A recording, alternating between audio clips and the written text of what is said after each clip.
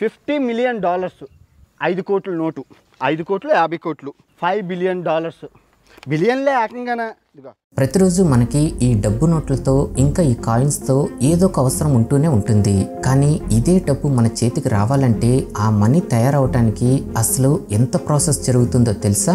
ఇంకా మనలో కొంతమందికి ఉండే డౌట్ ఏంటంటే అసలు ఈ డబ్బుల్ని ప్రింట్ చేసే మిషన్లు మన దగ్గరే ఉన్నాయి కదా, మరి ఈ ప్రపంచంలో ఒక్క పూటకు కూడా అన్నం లేకుండా ఉన్నవాళ్ళు, అలానే చాలా పేదరికంలో ఇల్లులు కూడా లేకుండా ఉండేవాళ్ళు, ఇంకా ఎన్నో ఆర్థిక ఇబ్బందులు పడేవాళ్ళు ఇంతమంది ఉంటే మరి వాళ్ళకి కావాల్సిన డబ్బులన్నీ ప్రింట్ చేసేస్తే అందరూ హ్యాపీగా ఉండొచ్చు కదా అనే డౌట్ ఖచ్చితంగా వస్తుంది. అలాంటప్పుడు ఈ పనిని మన ప్రభుత్వాలు ఎందుకు చేయవు? నిజంగానే అలా చేసిన ప్రభుత్వాలు ఏమైపోయాయో తెలుసా? ఈ వీడియోలో మనం అసలు ఈ డబ్బుని ఎలా తయారు చేస్తుంటారో, అలానే ఎక్కువ డబ్బుని ప్రింట్ చేస్తే వచ్చే ఆ భయంకరమైన దారుణాలను కూడా ఈ వీడియోలో చూసేద్దాం. నేను చేసే వీడియోస్ మీకు నచ్చుతుంటే జస్ట్ ఒక్క లైక్ చేయండి ఫ్రెండ్స్. మన దేశంలో ఉపయోగించే ఈ డబ్బును ముద్రించే అధికారం కేవలం ఆర్బీఐకి మాత్రమే ఉంటుంది. ఈ మనీని మన భారతదేశంలో 4 చోట్ల తయారు చేయటం అనేది చేస్తుంటారు. మహారాష్ట్రలో ఉన్న నాసిక్ సిటీలో, కర్ణాటకలో ఉన్న మైసూర్ సిటీలో, మధ్యప్రదేశ్లో ఉన్న దేవాస్ అనే సిటీలో, ఇంకా వెస్ట్ బెంగాల్లో ఉన్న సాల్బోని అనే విలేజ్ లో.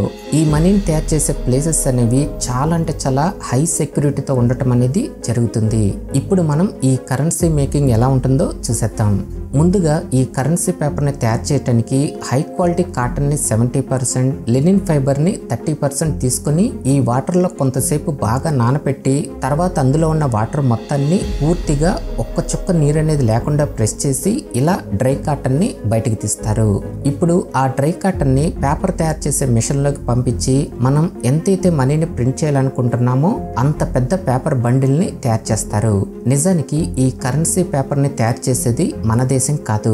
మనం ఈ పేపర్ ని జర్మనీ అండ్ జపాన్ నుంచి ఇంపోర్ట్ చేసుకుంటాం.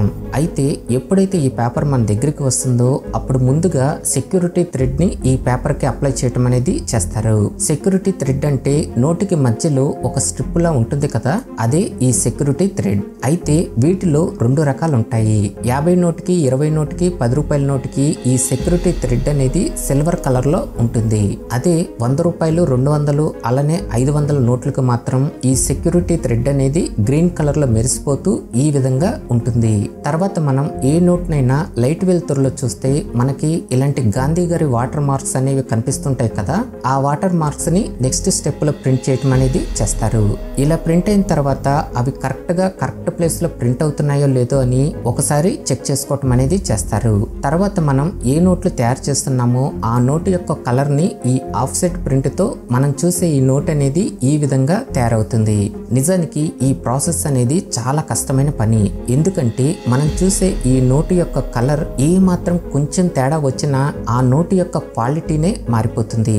అందుకే అలాంటి మిస్టేక్స్ రాకుండా ఎంత ఉపయోగిస్తారో అంతే క్వాంటిటీలో ఆ కలర్స్ ని తీసుకొని ఈ నోట్స్ ని ప్రింట్ చేయడం అనేది చేస్తారు. ఇంకో విషయం ఏంటంటే మనం ఉపయోగించే ఈ కలర్స్ అనేవి మన దేశంలో తయారయ్యేవి కావు. ఈ కలర్స్ ని మనం స్విట్జర్లాండ్ నుంచి ఇంపోర్ట్ చేసుకోవటం అనేది చేస్తారు.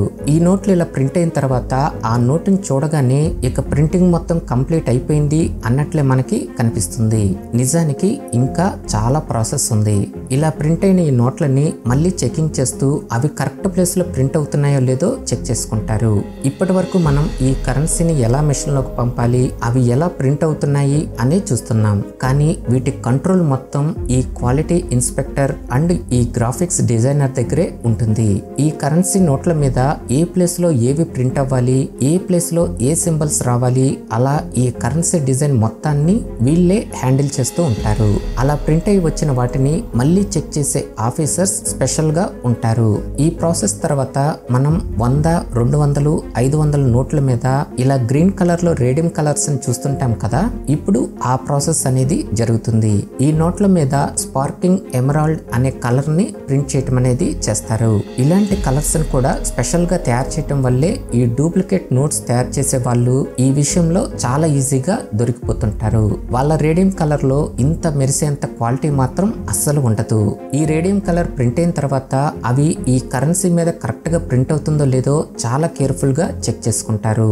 ఎందుకంటే అది కొంచెం పక్కన ప్రింట్ అయినా కూడా ఆ నోటు మీద జనాలకి డూప్లికేట్ ఏమో అని అనుమానం వచ్చేస్తుంది. అందుకే ఇలాంటి మిస్టేక్స్ అనేవి అసలు ఇక్కడే జరగకుండా అంత కేర్ఫుల్ గా చెకింగ్ చేసుకోవటం అనేది చేస్తారు. ఈ ప్రాసెస్ అయిన వెంటనే ఇక సీరియల్ నెంబర్స్ ప్రింట్. మన దగ్గర ఉండే ఏ నోట్లకైనా సీరియల్ నెంబర్స్ అనేవి అన్నీ ఒకేలా ఉండవు. ఒక్కో నోటు యొక్క సీరియల్ నెంబర్ ఒక్కోలా ఉంటుంది. అలా ఇప్పుడు ఈ సీరియల్ నెంబర్ ప్రింట్ చేయటం, అలానే మనం 500 నోటుపై చేయబెట్టి లైట్ గా రఫ్ చేస్తుంటే మనకి ఎంబోజ్ లాంటి ఫీలింగ్ కలుగుతుంది. అది కూడా ఈ టైంలోనే అప్లై చేయటం అనేది చేస్తారు. ఇవే కాక మనం ఈ నోట్స్ ని అల్ట్రావైలెట్ లైట్ లో పెట్టి చూస్తే మనకి కొన్ని డస్ట్ పార్టికల్స్ లా కనిపిస్తుంటాయి కదా, వాటిని కూడా ఈ ప్రాసెస్ అయిన వెంటనే చేస్తారు. ఏ ప్రాసెస్ జరిగినా కూడా ప్రతిసారి ఇలా చెక్ చేసుకోవటం అనేది కంపల్సరీ.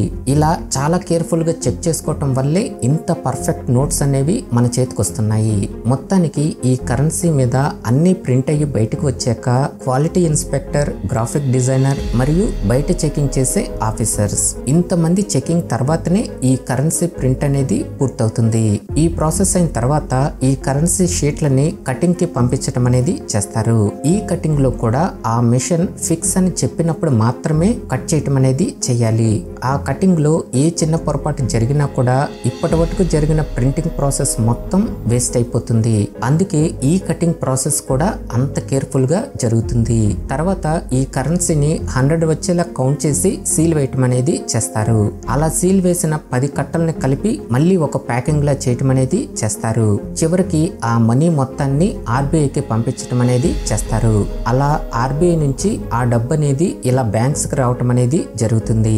ఇక ఫైనల్ గా బ్యాంక్స్ నుంచి చివరికి ఆ డబ్బు అనేది ఈ విధంగా మన చేతికి అనేది అందుతుంది.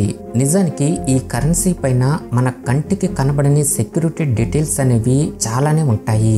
వాటిలో కొన్ని భూతద్దంతో చూస్తే కనిపిస్తాయి, మరికొన్ని మాత్రం ఈ మైక్రోస్కోపిక్ లో చూస్తేనే కనిపిస్తుంటాయి. ఈ కరెన్సీ మేకింగ్ ప్రాసెస్ లో మనకి తెలియని చాలా సెక్యూరిటీ డీటెయిల్స్ అనేవి ఈ నోట్ల పైన ఉంటాయి. అయితే ఇక్కడ మనకి ఒక డౌట్ రావచ్చు, అసలు ఈ ప్రపంచంలో మనిషికి డబ్బు అనేది ఎంతో అవసరం. మరి అలాంటిది మన ప్రభుత్వం ఈ ఆర్బీఐ ద్వారా ఎంత కావాలంటే అంత డబ్బుని ముద్రించేసి అందరి అవసరాలని తీర్చేచ్చు కదా, అప్పుడు అందరూ హ్యాపీగా ఉంటారు అని మనం ఆలోచిస్తుంటాం. అలా నిజంగానే ప్రింట్ చేసి ఇప్పుడు చాలా దారుణమైన పరిస్థితుల్లో ఉన్న దేశమే ఈ జింబాబ్వే. ఈ జింబాబ్వే నాయకుడు తన అధికారంలోకి రావటానికి మిమ్మల్ని అందరినీ కోటీశ్వరుల్ని చేస్తా, సొంత ఇల్లులు ఇస్తా, ఇలా తనకు వీలు కాని హామీలన్నీ ఇచ్చి ఎలాగైతే ఆ దేశానికి నాయకుడయ్యాడు. మరి నాయకుడయ్యాక ఇచ్చిన హామీలు నెరవేర్చకపోతే జనాలు ఊరుకోరు కాబట్టి ఇక లెక్కలేనంత డబ్బుని ప్రింట్ చేసి ఆ డబ్బునంతా వాళ్ళ ప్రజలకి పంచిపెట్టేశాడు. అంతే, ఇప్పుడు అందరి దగ్గర లెక్కలేనంత కోట్ల సంఖ్యలో డబ్బు ఉంది. ఇంకేముంది, ప్రతి ఒక్కరి దగ్గర కోట్లలో డబ్బుంటే వాళ్ళు ఏం చేస్తారు, ఒక్క షర్టు కోసమే 100 మంది కొనటానికి ఎగబడుతూ ముందుకొస్తారు. దాంతో ఆ షర్టు రేట్ అనేది 400 రూపాయలు ఉంటే ఒక్కసారిగా దాని డిమాండ్ పెరిగి 4000 అయిపోతుంది. వీళ్ళందరి దగ్గర కోట్లలో డబ్బు ఉంది కాబట్టి 4000 పెట్టి కూడా అందరూ కొనేస్తుంటారు. అప్పుడు ఆ 4000 రూపాయలు ఉన్న షర్టుకి ఇంకా డిమాండ్ పెరిగి అది 4 లక్షలు అయిపోతుంది. దీన్నే ఇన్ఫ్లేషన్ అంటారు. అంటే మన దగ్గర డబ్బు ఎక్కువగా ఉంటే మన అవసరాలు ఉన్న వస్తువుల రేట్లు కూడా అంతే మొత్తంలో పెరిగిపోతుంటాయి. ఇంకా ఎగ్జాంపుల్ గా చెప్పాలంటే 10 రూపాయలు పెట్టి తాగే టీ రేటు 1,00,000 రూపాయలు అయిపోతుంది. కిలో టమాటా రేటు వచ్చి 5 లక్షలు అయిపోతుంది.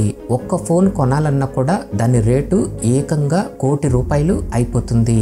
అలా చివరికి ఈ జింబాబ్వే నాయకుడు ఏం చేశాడో తెలుసా, ఏకంగా 50 కోట్ల నోటునే తయారు చేసేసాడు. అసలు ఒక్కసారి మీరే ఆలోచించండి, 50 కోట్ల రూపాయల నోట్ అంటే అసలు వీళ్ళ దేశాన్ని ఈ నాయకుడు ఎంత పాతాళంలోకి తొక్కేశాడో. అందుకే మన చేతిలోనే ఈ డబ్బును ప్రింట్ చేసే పవర్స్ ఉన్నా కూడా ఇలాంటి పనులు చేస్తే ఈ జింబాబ్వే దేశమే కాదు, ఏ దేశమైనా సర్వనాశనం అయిపోతుంది. ఓకే ఫ్రెండ్స్, ఈ వీడియో నచ్చితే మన ఛానల్ని మర్చిపోకుండా సబ్స్క్రైబ్ చేసుకోండి.